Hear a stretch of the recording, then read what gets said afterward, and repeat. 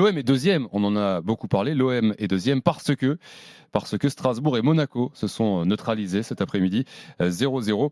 10e match de suite sans défaite pour les Strasbourgeois, 7 victoires et 3 nuls, c'est la série est monumentale, elle continue ce soir à Monaco qui était deuxième. Écoutons tout de suite Liam Rosenior juste après ce match. Je suis content sur de nombreux aspects du match. Depuis le début de l'année, Monaco est une équipe qui a inscrit au moins un but sur chacun de ses matchs de Ligue 1. Je suis content de ne pas avoir perdu ce match. Nous sommes très difficiles à battre.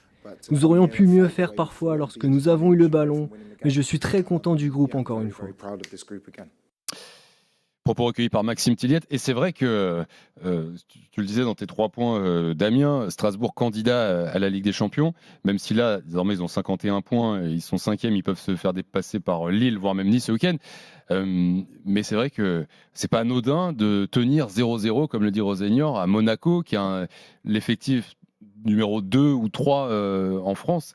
Il continue de nous surprendre semaine après semaine. Ouais, moi je trouve que c'est une équipe qui monte au fur et à mesure en puissance et qui finalement n'est pas là par hasard parce qu'elle croit en ses chances et en ses qualités surtout. Une bande de gamins qui ont compris que le football c'était pas qu'un jeu mais c'était un métier aussi. Des erreurs qui s'annulent la plupart du temps et surtout qui s'effacent avec le temps. Des erreurs de jeunesse et d'inattention, un coach qui a mis en place une tactique et qui a un projet de jeu qui est franchement tip-top, et pour avoir échangé avec des gens qui ont parlé avec lui, franchement c'est très surprenant d'avoir un jeune entraîneur avec un projet de jeu aussi qualifiant en fait pour son équipe. Et puis derrière c'est de voir que vous avez, mine de rien, tu es là, on parle pas de toi mais on parle de ce que tu es capable de proposer, et puis tu vas accrocher Monaco qui est, comme tu le dis, peut-être le 2e ou 3e effectif de cette Ligue 1, et puis tu peux croire à la Ligue des Champions.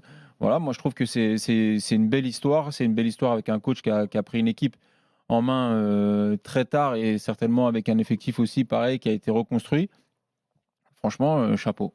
Pour moi, c'est l'équipe qui sort la plus renforcée de cette rencontre parce qu'il ne faut pas sous-estimer le fait d'être à l'extérieur et d'être capable de répondre notamment à l'adversité de Monaco, parce que pas plus tard que la semaine dernière, on a vu l'Olympique de Marseille dans une situation équivalente. Et l'Olympique de Marseille est passé complètement à côté parce que pour moi, il y a eu 2 matchs nuls de suite pour Strasbourg contre Nice et donc contre Monaco. Et pour moi, c'est 2 lectures différentes.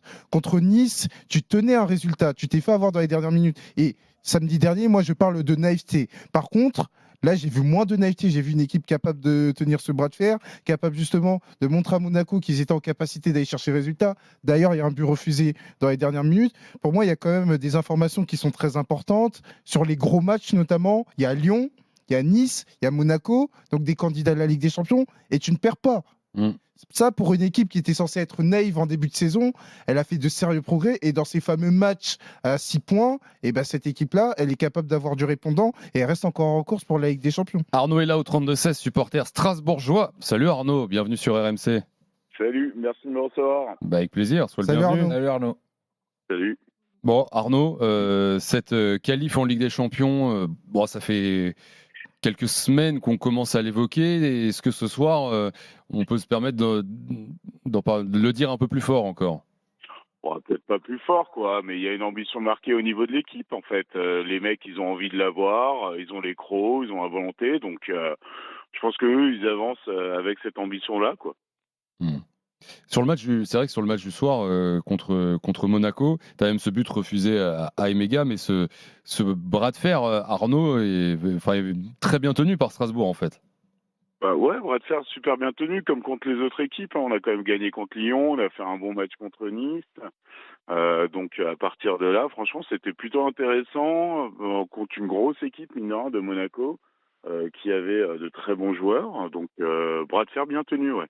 Et sur le calendrier, les gars, de Strasbourg, je trouve que là aussi, parce que mine de rien, les gros commencent à être passés. Ça Paris quand même. Tu reçois Saint-Etienne, tu reçois Paris qui sera, c'est le match entre l'aller et le retour de la demi-finale de Ligue des Champions pour le PSG. Donc bon, peut-être le bon moment pour les prendre. Et ensuite, déplacement à Angers et réception du Havre. C'est peut-être l'équipe qui a le meilleur ou l'un des 2 meilleurs calendriers. C'est cette pour course ça à la que Ligue des moi, mon Champions. sentiment, c'est aujourd'hui, c'est beaucoup plus 1 point de prix que 2 points de perdu pour Strasbourg. On ne peut pas en dire autant pour Monaco. Maintenant, il va falloir le matérialiser avec ce calendrier qui paraît abordable, en dehors de Paris, bien évidemment. Mais encore une fois, moi, collectivement, j'ai vu de bonnes choses, et même individuellement. Parce que pour moi, l'homme du match, c'est quand même Petrovic qui a fait des parades importantes. C'est vrai. J'ai beaucoup aimé Barco sur la première heure de jeu. Parce que Barco, d'ailleurs, c'est l'une des meilleures recrues hivernales en Ligue 1. Donc, il y a des bonnes choses du côté de Strasbourg. Arnaud, qui t'a plu aujourd'hui? Bah, un peu toute l'équipe, en fait, je dirais. C'est pas forcément 1 ou 2 joueurs. En fait, il y a eu des gros moments, en fait, dans le match avec des joueurs qui ont sorti, qui ont fait un grand match. Par exemple, Barco, tu le disais, sur la première heure. Petrovic sur tout le long. Bon, Santos a été un peu en dessous, peut-être, je dirais, du moins bien muselé. C'est plutôt un travail d'équipe aujourd'hui pour bien contenir Monaco plutôt que un seul joueur, en fait. Et c'est ce qui définit le mieux cette équipe de Strasbourg finalement. Bah ouais, totalement, hein. C'est vraiment la patte du coach, là, pour le coup, de faire une équipe où à chaque match, il peut y avoir quelques individualités qui sortent, mais vraiment avec l'équipe, vraiment comme homme du match, en fait, plutôt qu'un seul joueur. Et je voudrais qu'on écoute la réaction également d'Adi Hutter au micro de Maxime Tilliette, Arnaud, et on comprend aussi en écoutant le coach de Monaco à quel point le regard sur Strasbourg a changé, parce que si on avait dit en début de saison que Monaco devrait se contenter d'un point contre Strasbourg, ce serait un mauvais résultat, mais écoutez Adi Hutter aujourd'hui après c'est 0-0. Nous voulions gagner, nous avons eu les meilleures occasions de marquer. Nous avons affronté une bonne équipe de Strasbourg, ils sont dans une meilleure dynamique. Je suis heureux de la manière dont nous avons défendu. C'est un point important. Je ne peux pas dire que c'est un résultat négatif.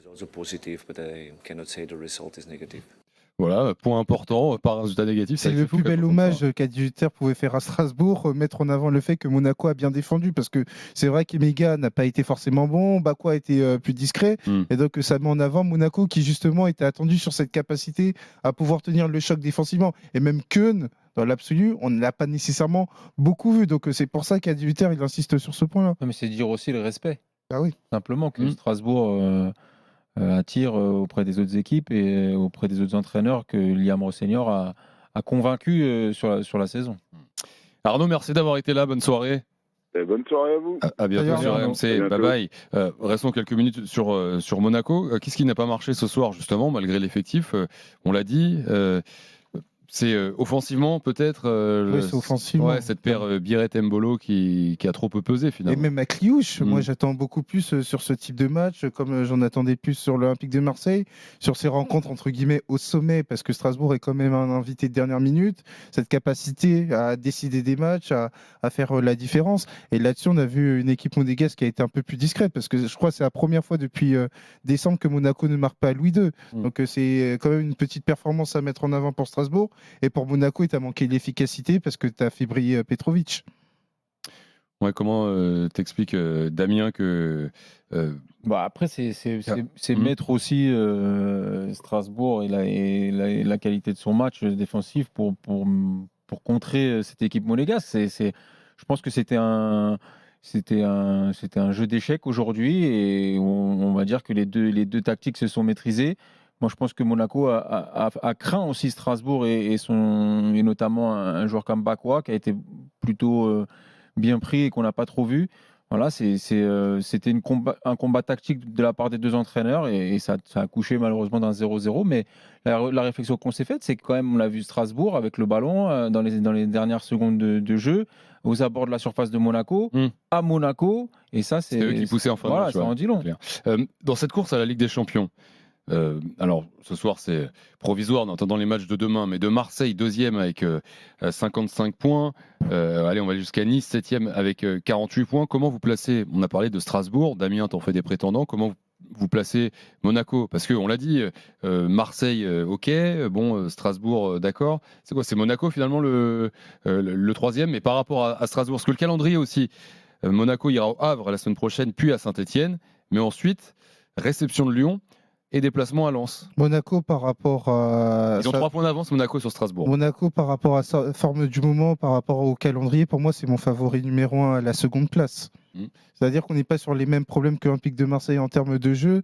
Et on est vraiment sur d'autres soucis, notamment la capacité à bien finir les actions. Tu peux compter quand même sur Biret. Tu as des individualités comme Akliouche. Et donc aujourd'hui, pour moi, c'est mon favori numéro 1 la seconde place. Mais encore une fois, quand on parle de Monaco, il y a le Monaco à Louis II, bon, même s'ils ont fait match nul, et le Monaco à l'extérieur qui peut abandonner des points, pas plus tard qu'il y a 15 jours contre Brest. Cette défaite de buts. Damien, Monaco, tu les places dans cette course à la Ligue des Champions? Oui, bien sûr, et ils ont l'effectif aussi pour répondre. Et je pense que c'est ce qui est l'avantage aussi pour Adi Hütter, c'est de pouvoir changer les joueurs comme il le veut et de pouvoir proposer à chaque match quelque chose peut-être de différent. Maintenant, le calendrier, il est Strasbourg, on parlait de son calendrier, il est quand même plutôt facile s'il respecte et par rapport aux adversaires qui vont jouer l'adversaire, mais Monaco, attention quand même, parce que quand tu vas recevoir Lyon, et si ça joue sur C'est cette ça. place de Ouais. champion Sont là, à ce les Lyonnais. moment-là, ça peut être une autre histoire, mais si tu prends les points avant en faisant 2 bons matchs à l'extérieur, comme l'a dit Elton, et en évitant d'oublier des points, mais avec les IDC, on refait le monde. Eh oui, Monaco Ah. seulement 9e à l'extérieur et 2e à domicile.